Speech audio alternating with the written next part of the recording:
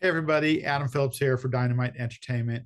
I'm with Greg Weisman today, the writer of the upcoming Gargoyle series from Dynamite. And Greg, we're thrilled to have you with us. Thanks. I appreciate it. Thanks for having me here. There you go. Before we get started talking about Gargoyles, I just want to mention if you're watching at home, if you're watching on your phone, please hit the like button.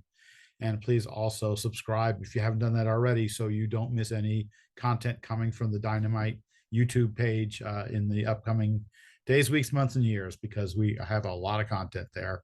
You don't want to miss it. So, Greg, your history with Gargoyles goes back all the way to the beginning. And, it must be a thrill to get to write them again, first of all. I mean, how are you feeling about that?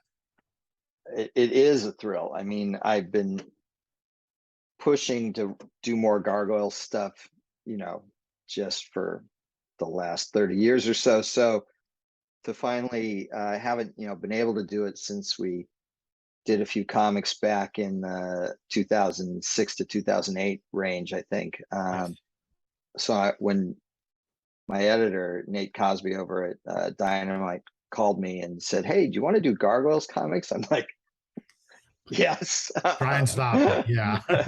you know, and I'm like, "Who do I have to kill to do it?" And he's like, "No one. We want you to do it." And I'm like, "Then I'm on board." So Wow, that's fantastic.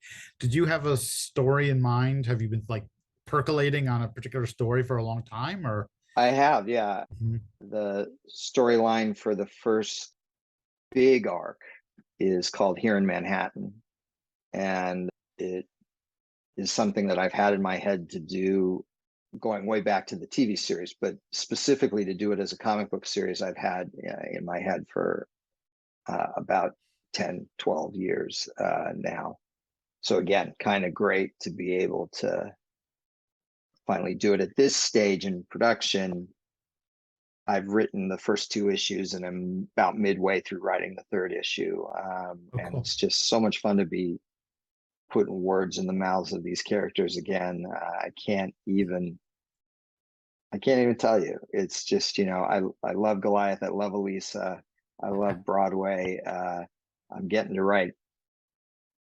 Well, I don't want to spoil anything, but I'm getting to write all these great characters again, and it's been so long that it's just a joy for me. Wow.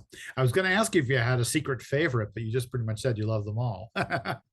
I do. I mean, Goliath for me is the center of the show. Everything is a wheel around Goliath. I still wouldn't necessarily say he's my favorite character because I do love them all, but I will say that he's the fulcrum in the void, so to speak, for the whole series. I have often, I don't know if any of your listeners, probably way too young, but if they ever watched Hill Street Blues, Mm, he's the Frank Furillo. He's the guy, the captain of the precinct house, who sure. was the center of that show. And when we built the show back in 1993, 94, Hmm.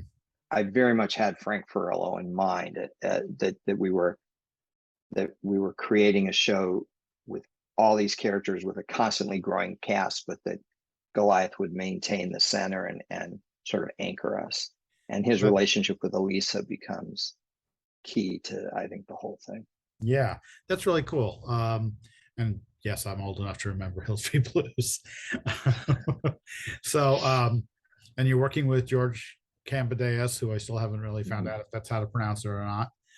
But man, the pages, I'm going to show the pages now. They look spectacular. Yeah, they're gorgeous. Can you give us a little? Just really vibrant. Yeah, I love his coloring style and very cool. yeah, really fabulous. Can you give us a little clue as to what the story is going into it? I mean, I assume you have to kind of reintroduce the characters, but Right. I mean, I think particularly in the very first issue, there's a bit of sort of reintroduction for the audience because we're hoping that this isn't just an activity for old school fans, though I really do think old school fans are going to love this. yeah. But we also want it to be a jump aboard point for people who maybe haven't seen a single episode of the show or anything like that. We're Mhm. not going to bog them down with every bit of detail through 65 episodes and 18 issues that came before, but we'll make sure they've got what they need to know to move forward. But yeah, I mean, we've got a story that sort of opens with something that we established, which is that the mutates down in the labyrinth. Lisa's brother Derek, who goes by Talon, and his mate Maggie the cat are expecting a baby. And Mm. what happens next? Uh, That baby's going to be of interest to a number of different people. I wouldn't be surprised. And this sounds like a very unusual occurrence in this world and for these kind of characters. Yeah, mutate isn't born every day. Right. Yeah. And there's so few of them to start with. It's do you have thoughts about where you want to take it from there? I mean, this sounds like a big story to begin with, but Yeah, I mean, this is that piece about Talon Maggie's baby. That's just a piece of the Here in Manhattan storyline. We've got a building story about the various crime families in Manhattan and how one goes about fighting organized crime when you're a gargoyle who's only awake at night, with our two big crime bosses, Tony Dracon and Tomasz Brod, both being incarcerated. There's a power vacuum, and what rises to fill that vacuum becomes a big issue in the series as it pushes forward. wow. And we have other storylines too. That's just the tip of the iceberg. We really want to get a sense of life for our characters, both gargoyle and human, mutate, robot, zombie, cyborg, you name it, all of them. We want to get a taste for what life is like for them in Manhattan at the end of the 20th century. Expensive. And yeah, that's where we're going. That sounds amazing. Really cool. And anything else you want to tell us before we wrap up here? No, I mean, as it is, I was uncomfortable telling that much. I'm sort of famous for not giving spoilers out. I have a begrudging awareness that in order to do publicity for the projects that I'm on, I've got to give at least a little bit. Yeah, just a little. But I don't want to. I hear So you. that's about as far as I'm willing to go right now. But Yeah. we've got some gorgeous covers, just all these alternate covers for issue one, and we've got more coming for subsequent issues. I'm really excited about the partnership with both Dynamite and Disney.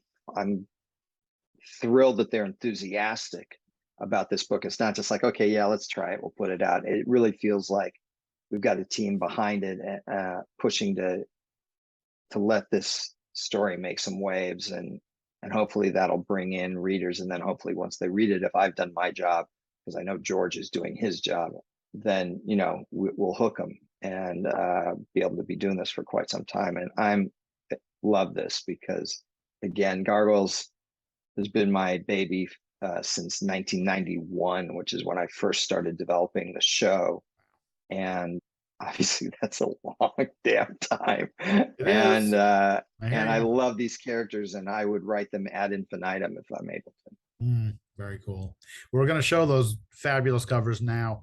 They're amazing, but it's particularly great. We've got Amanda Connor, who was Mm-hmm. involved in the comic from at the very beginning, doing covers and doing some of the interior art as well, real early in her career.